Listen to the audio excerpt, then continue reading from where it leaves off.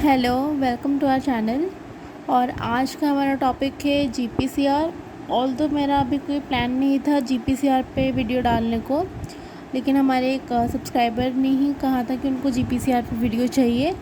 तो आज सबसे पहले हम जीपीसीआर कवर कर लेते हैं, फिर आगे जाके मैं अपने दूसरे सीरीज़ कंटिन्यू करूँगी। तो लेट्स स्टार्ट। सबसे पहले एक चीज़ जान लो कि जो जीपीसीआर होता है ना, ये मोस्ट कॉमन टारगेट होता है ड्रग्स का। हम कोई भी ड्रग्स देते हैं, कोई भी केमिकल्स जाते हैं, mainly most of the drugs जाके वो एक्ट करते हैं through the GPCR receptors. Okay, तो इनका दूसरे नाम क्या क्या है? पहला तो ये ट्रांस मेम्ब्रेन है, क्योंकि ये मेम्ब्रेन को क्रॉस करते हैं extra cellular, also with in the membrane और ऑल्सो इंट्रा सेलुलर रहते हैं, इसलिए ये पूरा का पूरा ट्रांस मेम्ब्रेन है। हेप्टा हेलिकल, क्योंकि 7 बार ये मेम्ब्रेन को स्पान कर रहे होते हैं।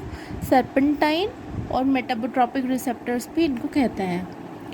तो इनका स्ट्रक्चर देख लीजिए कि ये जीपीसीआर का रिसेप्टर है और इसमें अल्फ़ा बीटा गामा 3 तरह के सब यूनिट्स होते हैं। और जब रिसेप्टर आके जीपीसीआर पे जुड़ता है तो अब देख सकते हैं जो अल्फ़ा है ना, अल्फ़ा इज़ जीडीपी बाउंड, ठीक है, उसमें जीडीपी का बाइंडिंग साइट है। पर जैसे यहाँ पे रिसेप्टर आएगा तो फिर उस जीडीपी का फॉस्फोराइलेशन होगा, उस पर एक फॉस्फेट आके वो GDP will be converted to GTP, या फिर आप यूँ बोल सकते हो जीटीपी ने जीडीपी को रिप्लेस कर लिया। तो अगर यहाँ पे जीडीपी की जगह पे जीटीपी आ जाएगा तो ये अल्फ़ा बीटा और गामा से ब्रेक हो जाएगा, अल्फ़ा अलग हो जाएगा और बीटा गामा अलग हो जाएंगे। और ये बीटा गामा का ज़्यादा कुछ काम नहीं है, फिर भी ऐसा बुक में लिखा गया है कि ये कुछ आयन चैनल्स या फिर ये PI3 के गामा इन सबको ओपन करते हैं, जिसके वजह से आयंस का एंट्री होते हैं। और बाकी इनका कोई मेजर रोल नहीं है, तो हम इस पे ध्यान नहीं देंगे, हम अल्फ़ा वाल पे ध्यान देंगे। ओके, अब अल्फ़ा में मैंने कहा कि इसका जीडीपी बाइंडिंग साइट है ऑल्सो, और फिर उसका अपना एक जीटीपेज एक्टिविटी भी है। मतलब जब जीटीपी बन जाता है फिर वो जीटीपेज से उसको तोड़ के वापस जीडीपी बना देता है, वापस इनएक्टिव फॉर्म में आ जाता है, फिर बीटा और गामा के साथ आके जुड़ जाता है। ये होता है जीपीसीआर में।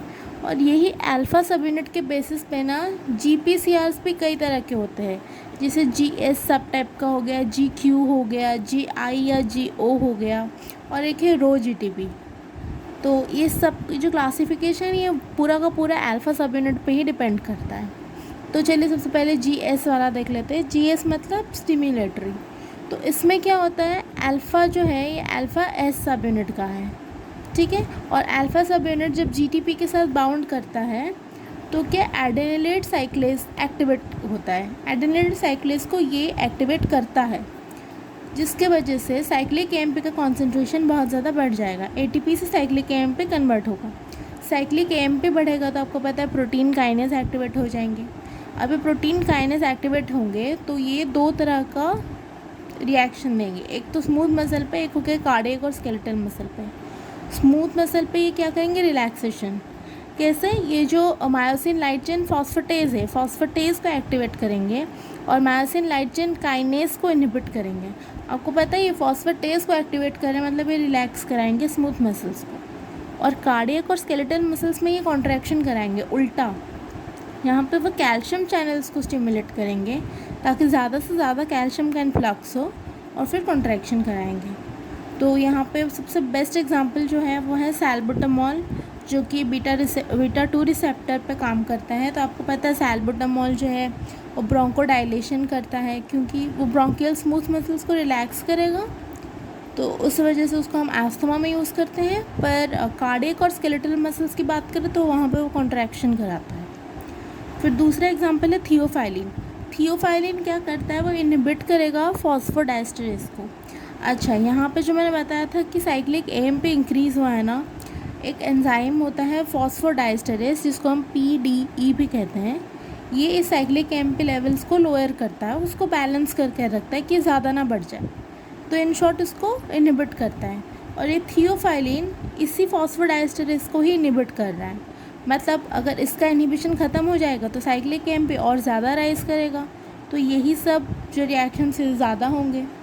तो ये 2 एग्जांपल आप जीएस में लिख सकते हो। फिर आते हैं GQ सब टाइप में। इसमें भी वही है कि जो अल्फ़ा है वो Q सब टाइप का है, और अल्फ़ा Q के साथ जब GTP बाइंड कर जाता है तो फॉस्फोलाइपेज सी का एक्टिवेशन होता है। अब फॉस्फोलाइपेज सी क्या करेगा, और ये जो PIP2 होता है दैट इज़ फॉस्फोइनोसिटोल बिसफॉस्फेट, इसका ज़्यादा से ज़्यादा ब्रेकडाउन होगा इनटू IP3 इनोसिटोल ट्राइफॉस्फेट और डाइएसाइल ग्लिसरॉल में। फॉस्फोलाइपेज सी ये जो हमारा फॉस्फोलिपिड बाइमेम्ब्रेन होता है उनको ये तोड़ के IP3 और DAG में ले आता है। अब IP3 का क्या काम है, IP3 में भी कैल्शियम को वो इंक्रीज़ करेगा, फैसिलिटेट करेगा। तो कैल्शियम फैसिलिटेट होंगे तो कॉन्ट्रैक्शन होगा, और DAG क्या करेगा, मेम्ब्रेन प्रोटीन काइनेस को एक्टिवेट करेगा। तो इस दोनों से हमको कॉन्ट्रैक्शन होता है। तो उनके एग्जांपल पे हम लिख सकते हो, ये जो α1 रिसेप्टर्स होते हैं ब्लड वेसल्स में वो GQ सब टाइप के होते हैं, तो उन पे जब लाइगेंड काम करता है तो वैसो कंस्ट्रक्शन होता है। दूसरा है ऑक्सीटोसिन, जो कि यूट्रस में जब ऑक्सीटोसिन हम देते हैं तो वो भी GQ सब टाइप के उसके रिसेप्टर से वो GQ के साथ जाकर बाइंड करता है और फिर ग्रेजुअली यूट्रस का कॉन्ट्रैक्शन होता है, वो इसी मैकेनिज्म से। अब आ जाते हैं GI या GO पे। GI मतलब G इनहिबिटरी है, वो यहाँ पे स्टिमुलेटरी था, यहाँ पे इनहिबिटरी है। इसका बिल्कुल उल्टा ये है कि इसमें साइक्लिक AMP का जो लेवल्स है वो कम हो जाएगा, इसमें ज़्यादा था, जिसके वजह से प्रोटीन काइनेस एक्टिवेट हुए थे और कैल्शियम चैनल्स वगैरह खुले थे। यहाँ पे क्योंकि साइक्लिक AMP का लेवल कम हो रहा है तो पोटेशियम चैनल्स ओपन होंगे। पोटेशियम चैनल्स ओपन होंगे मतलब रिलैक्सेशन होगा, उल्टा। और G0 में क्या होता है कि कैल्शियम चैनल्स कम हो रहे हैं, पोटेशियम चैनल्स खुल रहे हैं, इसके वजह से भी रिलैक्सेशन हो रहा है। तो दोनों में हम देख सकते हैं रिलैक्सेशन होता है, इसलिए ये जी इनहिबिटरी है। और इसका एग्जांपल है मस्करिनिक रिसेप्टर्स, जो M2 रिसेप्टर्स होते हैं हार्ट में, वो रिलैक्सेशन का काम करता है, इसीलिए हम M2 को टारगेट करके जो ड्रग देता है वो हार्ट का रिलैक्सेशन करता है। ओके, अब लास्ट वाला है रोज़ ETP। रोज़ ETP जब ज़्यादा हो जाता है या जब रोज़ ETP का कंसंट्रेशन ज़्यादा हो जाता है तो रो काइनेस एक्टिवेट होता है। Rho kinase same as protein kinase मान सकते हो, रो एक प्रोटीन ही है, और रो काइनेस एक्टिवेट होगा तो स्मूथ मसल कॉन्ट्रैक्शन होगा। यहाँ पे स्मूथ मसल रिलैक्सेशन होता था, यहाँ पे स्मूथ मसल का कॉन्ट्रैक्शन होगा।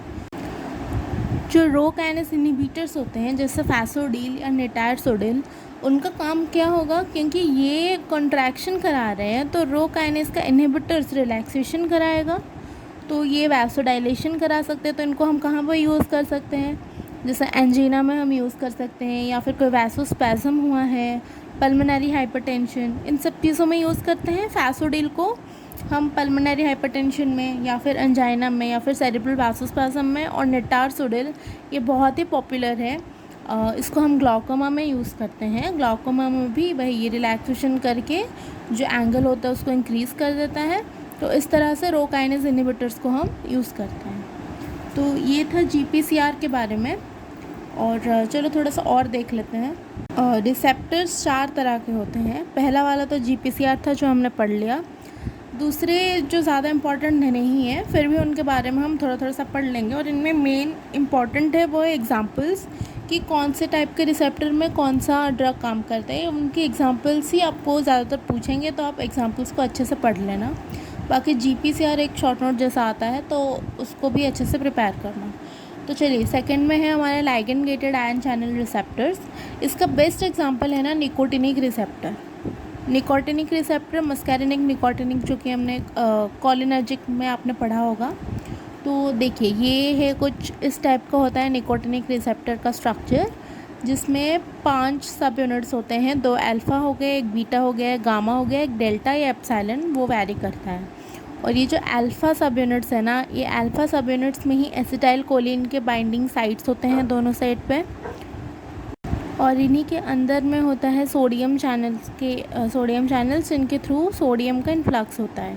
तो ये पेंटामेरिक स्ट्रक्चर होता है, और इसका नाम पता है क्या है, acetyl choline gated sodium ion channel receptor. तो देखो, अब बताओ इसमें लाइगेंड कौन है, एसिटाइल कोलिन हो गया। एसिटाइल कोलिन गेटेड आयन कौन सा है, सोडियम आयन हो गया। तो बस ऐसा है कि acetyl choline gated sodium ion channel receptor, तो ये बेस्ट एग्जांपल है। इसके बाद गाबा ए रिसेप्टर, वो भी एक लाइगेंड गेटेड आयन चैनल है। ध्यान में रखना, गाबा बी नहीं है, गाबा बी एक GPCR है, सिर्फ गाबा ए ही है जो लाइगेंड गेटेड है। उसके बाद ग्लूटामेट रिसेप्टर्स, उसके बहुत सारे NMDA, AMPA, काइनेट और साथ ही 5-HT3। तो ये हो गए लिगैंड गेटेड आयन चैनल के रिसेप्टर्स। अब आते हैं एंजाइमेटिक रिसेप्टर्स। अब एंजाइमेटिक में भी डिपेंड करता है कौन सा एंजाइम है। तो अगर टायरोसिन काइनेज रिसेप्टर की बात हो रही है तो इसमें जो मोस्ट इम्पॉर्टेंट है वो है इंसुलिन, और इंसुलिन लाइक ग्रोथ फैक्टर 1। इसके साथ ही कुछ और जैसे endothelial growth factor receptor, vascular endothelial growth factor receptor, जो ग्रोथ फैक्टर्स के रिसेप्टर होते हैं वो आ जाएंगे, और साथ ही HER2 का रिसेप्टर वो भी आ जाएगा। तो टायरोसिन काइनेज में mainly insulin like growth factor, endothelial growth factors, ये सब। और जैनस काइनेज रिसेप्टर पे आएंगे तो इस पर जो मोस्ट इम्पॉर्टेंट है वो है ग्रोथ हार्मोन और प्रोलैक्टिन। ध्यान में रखना, जब हम इंडिविजुअल हार्मोन्स के बारे में पढ़ेंगे तब भी मैं आपको बताऊंगी। ग्रोथ हार्मोन और प्रोलैक्टिन ये दोनों ट्विन हार्मोन्स होते हैं, क्योंकि इनका ऑलमोस्ट काफ़ी कुछ सिमिलर होता है। तो इनका रिसेप्टर जैनस काइनेस होता है। ऑल्सो साइटोकाइन रिसेप्टर्स भी जैनस काइनेस टाइप के ही होते हैं। अब थर्ड में आते हैं गुआनिलेज साइक्लेज रिसेप्टर। इस पर मेनली एट्रियल नाइट्रियोरेटिक पेप्टाइड और ब्रेन नाइट्रियोरेटिक पेप्टाइड ये सब होते हैं। और सीरीन और थ्रियोनाइन काइनेज रिसेप्टर में मेनली TGFR, वो ट्रांसफॉर्मिंग ग्रोथ फैक्टर रिसेप्टर, जैसा आपने इन्फ्लेमेशन वगैरह में पढ़ा होगा ना, ट्रांसफॉर्मिंग ग्रोथ फैक्टर बीटा और वो सब, तो उनका जो रिसेप्टर का एक्शन है ना वो सीरीन और थ्रियोनिन काइनेज रिसेप्टर टाइप का ही है। चलिए अब लास्ट में आ जाता है वो है न्यूक्लियर रिसेप्टर। और एक चीज़ आपको लिखना है कि न्यूक्लियर रिसेप्टर जो है ना वो स्लोएस्ट है। अब आप खुद सोच ले कि रिसेप्टर इतना अंदर है सेल के अंदर। एक्चुअली ये न्यूक्लियर रिसेप्टर्स को नहीं बोल सकते, क्योंकि कुछ रिसेप्टर्स न्यूक्लियस में होते हैं, कुछ रिसेप्टर साइटोप्लाज्म में होते हैं, पर जो भी हो ये इंट्रासेलुलर होते हैं, मतलब सेल के अंदर है रिसेप्टर, तो इसीलिए ये सबसे ज़्यादा स्लोएस्ट है। और अगर कोई पूछेगा कि सबसे ज़्यादा फास्टेस्ट कौन है, तो उसमें ऑब्वियसली खुद सोचो कि फास्टेस्ट कौन होगा, आयन चैनल होगा, क्योंकि उसमें ज़्यादा कुछ है नहीं, बस वो गेट खुलेंगे और आयन्स आएंगे, तो फास्टेस्ट वही है। और स्लोएस्ट न्यूक्लियर रिसेप्टर्स हैं। और मोस्ट कॉमन है GPCR। ओके, तो देख लेते हैं न्यूक्लियस के अंदर कौन से रिसेप्टर है। सबसे पहले थायराइड हार्मोन्स जो उनके रिसेप्टर T3 T4 के। उसके बाद विटामिन A और रेटिनोइक एसिड उसका रिसेप्टर। फिर एस्ट्रोजन प्रोजेस्टेरॉन का रिसेप्टर। और लास्ट में PPAR, peroxisomal proliferator activator receptor. ठीक है, importantly vitamin A, thyroxine, oestrogen, progesterone ये सब याद रखना। साइटोप्लाज्म में रिसेप्टर्स की बात करेंगे तो विटामिन D, यहाँ पे विटामिन A न्यूक्लियस के अंदर होता है, विटामिन D साइटोप्लाज्म में ही होता है। एस्ट्रोजन और प्रोजेस्टेरॉन न्यूक्लियस में होता है। एंड्रोजन का रिसेप्टर साइटोप्लाज्म में होता है। साथ ही जो दूसरे स्टेरॉइड्स है जैसे ग्लूकोकॉर्टिकॉइड और मिनरलोकॉर्टिकॉइड, ये सब भी साइटोप्लाज्म में ही होते हैं। तो इतना चीज़ आपको क्लियर करना है। GPCR शॉर्ट नोट जैसे आएगा तो उसमें आपको पूरा उसका स्ट्रक्चर के बारे में मेंशन करना है, ये उसको स्ट्रक्चर के बारे में लिखना और इसके हर सब टाइप के बारे में लिखना, फिर उनके एग्जांपल्स दे देना। और इसमें थोड़ा सा मैकेनिज्म में बताना, मैंने बस डायग्राम में बता दिया, पर आप इसको प्रॉपर्ली लिख के बता सकते हो।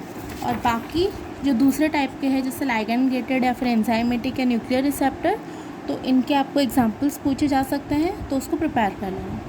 बस इतना ही था रिसेप्टर्स में। आई होप आप लोग को समझ आया हो।